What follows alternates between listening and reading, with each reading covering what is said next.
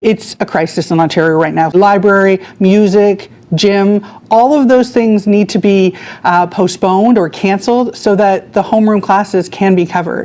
According to a survey done last year by organization People for Education, 24% of Ontario elementary schools and 35% of secondary schools were short on teachers on a daily basis. It's not just in Ontario. At the start of last school year, the province of Quebec was short more than 8,000 teachers. Most of those spots filled by not yet certified teachers, in some cases, even parents watching a class. Catherine Korakakis, a Montreal mom, had to pay for tutors out of pocket. They spent a chunk of the year with teachers that were not qualified to teach the subject. It wasn't a math teacher who was teaching math. It wasn't a French teacher who was teaching French.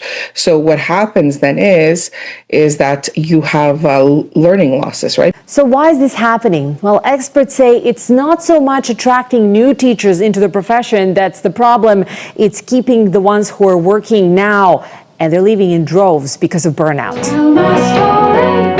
In New Brunswick, J.D. and Chris left teaching after a single year, a year she calls the most stressful of her life. We had students figuring out loopholes so that they could look at pornography on their in-class iPads. We had a few students who threatened my life, one of which needed to have their locker searched for weapons.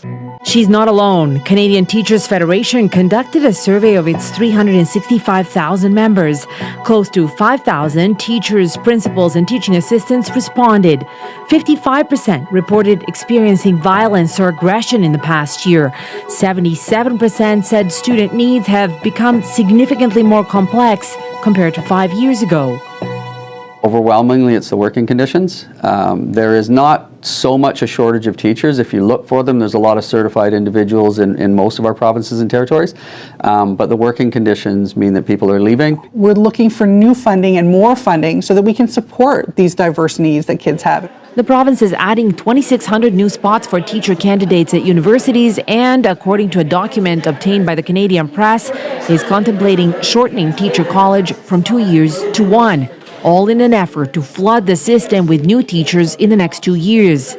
If we were to move from a 2-year to a 1-year program, we would have to end a lot of the additional instruction that prepares teachers for the new challenges in terms of mental health, in terms of technology, artificial intelligence, students whose first language is not English or